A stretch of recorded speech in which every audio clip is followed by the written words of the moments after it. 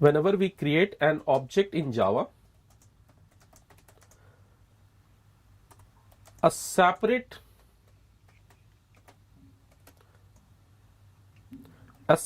copy of all the instance variables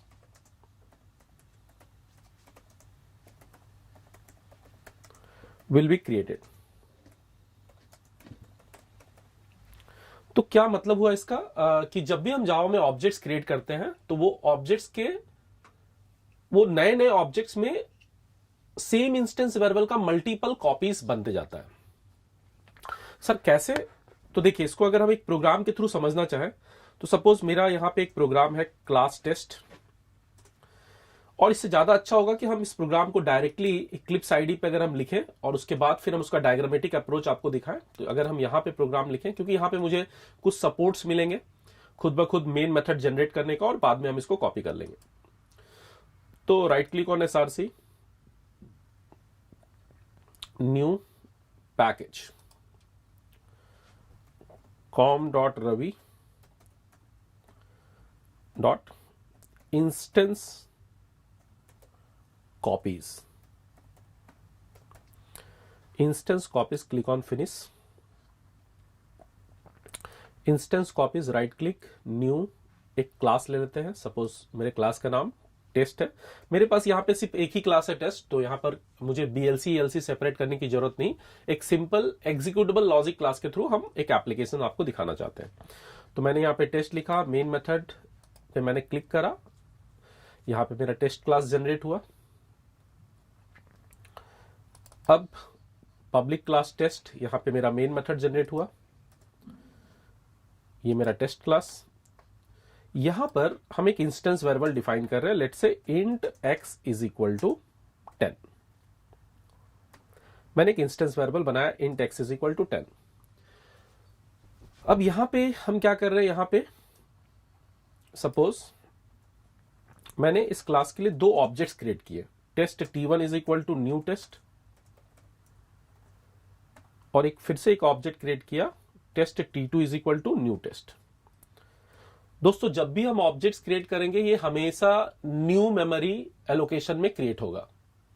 आगे चलकर आगे की क्लासेस में हम इसको हैश कोड के थ्रू आपको दिखाएंगे कि कैसे हैश कोड के थ्रू, हैश कोड मेथड के थ्रू, ऑब्जेक्ट क्लास का हैश कोड मेथड के थ्रू आप इसको दिखा सकते हो. तो जब भी हम ऑब्जेक्ट क्रिएट करेंगे न्यू कीवर्ड के थ्रू, तो हमेशा ये हिप मेमोरी ऑब्जेक्ट में बनेगा, हिप मेमोरी में बनेगा, और हमेशा एक नए मेमोरी लोकेशंस में ये क्रिएट होगा. तो यहां पर मैंने दो ऑब्जेक्ट्स बनाए, एक test t1 is equal to new test और एक test t2 is equal to new test. अब सपोज यहां पे मैं x के वैल्यू को प्रिंट करना चाह रहा हूं, तो मैंने लिखा sysout. लेट्स से यहां पे हम क्या कर रहे हैं, यहां पे हम लिख रहे हैं t1.x, और यहां पे इसी चीज को अगर हम कॉपी कर ले, यहां पे हम लिख रहे हैं t2.x.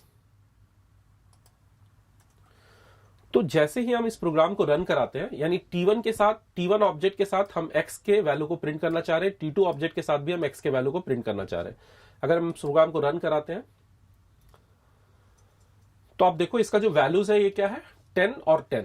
यानी t1 के साथ भी जो x का वैल्यू है वो 10 है, t2 के साथ भी जो x का वैल्यू है 10 है. अब इसी प्रोग्राम को अगर हम कॉपी करें और इसको डायग्रामेटिक अप्रोच से समझने की कोशिश करें, तो ये मैंने यहां पे इसे कॉपी किया, public class test int x is equal to 10, और यहां पे हमने दो ऑब्जेक्ट्स बनाए. तो होगा क्या, आपके पास दो टेस्ट का ऑब्जेक्ट क्रिएट हो रहा है. सपोज ये मेरा एक टेस्ट का ऑब्जेक्ट है, अगर हम कलर चेंज करें तो ये मेरा एक टेस्ट का ऑब्जेक्ट है, और सपोज ये मेरा दूसरा टेस्ट का ऑब्जेक्ट है.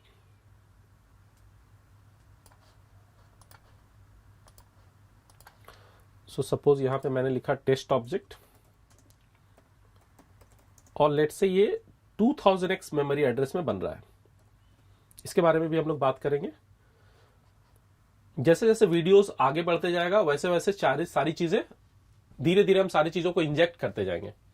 और आपसे मेरा रिक्वेस्ट है कि आप पहले मेरी वीडियोस के सीरीज को जरूर देखें, क्योंकि हम एक सीक्वेंस को फॉलो कर रहे हैं.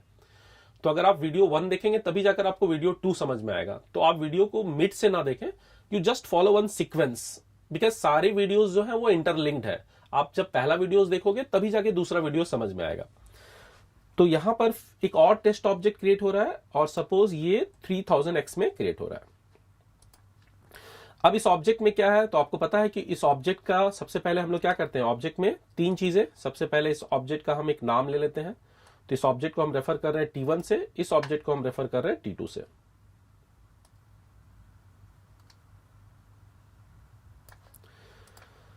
तो यहां पर ये ऑब्जेक्ट इसको रेफर कर रहा है T1 से और इस ऑब्जेक्ट को हम रेफर कर रहे हैं T2 से।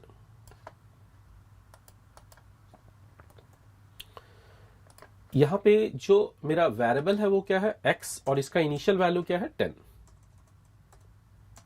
x इज इक्वल टू 10 और यहां पे भी x जो कि इसका इनिशियल वैल्यू क्या है 10।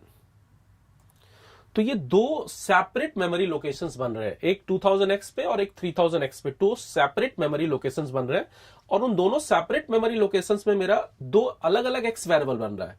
यहां पर एक x वेरिएबल बन रहा है, x वेरिएबल बन रहा है जो 2000x ऑब्जेक्ट के साथ है, और एक x वेरिएबल यहां पे बन रहा है जो 3000x के साथ है।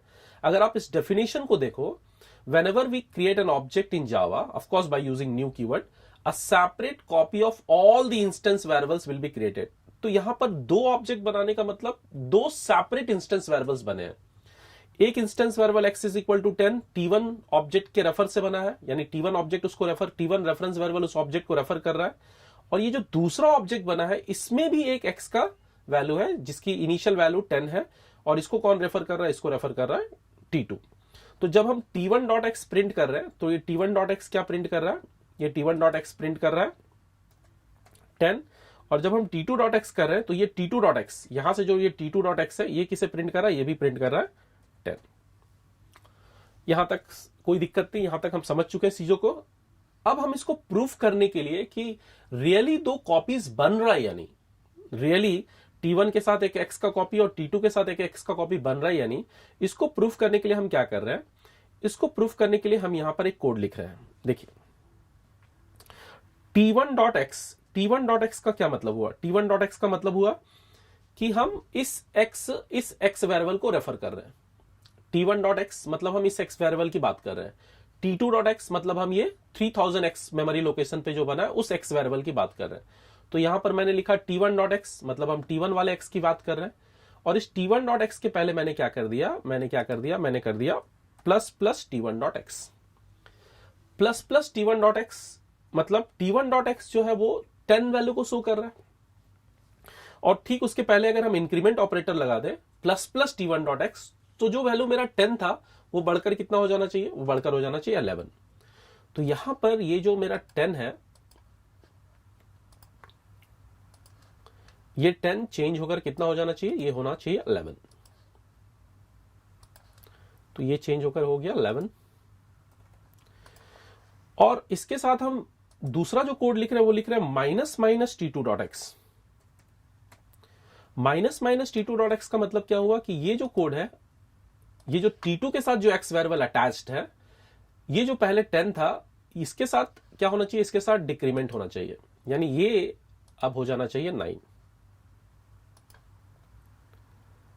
तो इसका मतलब ये हुआ कि अब जो मेरा आउटपुट आना चाहिए वो क्या आना चाहिए, वो यहां पर आना चाहिए 11 और यहां पे आना चाहिए 9। तो ये पहले वाले में होना चाहिए 11 और दूसरे वाले में होना चाहिए 9।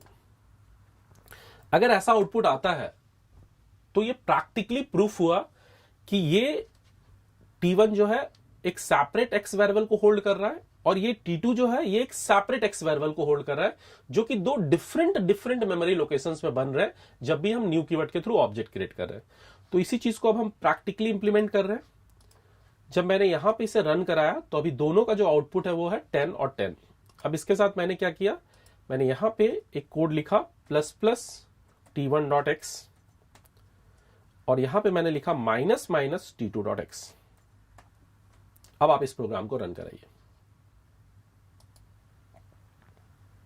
ये देखिए, सो मेरा x का t1.x का वैल्यू मेरा हो रहा है 11 और t2.x का वैल्यू मेरा हो रहा है 9।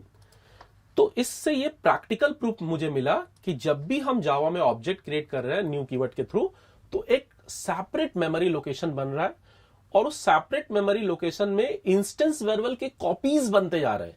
यानी अगर आपके पास यहां पे 3 या 4 इंस्टेंस वेरिएबल्स है, 3 या 4 इंस्टेंस वेरिएबल है, सपोज 4 इंस्टेंस वेरिएबल है, तो 4 इंस्टेंस वेरिएबल का कॉपी यहां बनेगा और 4 इंस्टेंस वेरिएबल का कॉपी यहां बनेगा। जब हम लोग स्टैटिक वेरिएबल के बारे में बात करेंगे तो आप देखोगे कि जब हम यहां पे स्टैटिक कीवर्ड डिफाइन करेंगे, अगर हम यहां पे स्टैटिक कीवर्ड डिफाइन करेंगे तो हमारा सिर्फ एक ही कॉपी बनेगा, पर उस चीज को अभी फिलहाल हम यहां पे डिस्कस नहीं करना चाहते।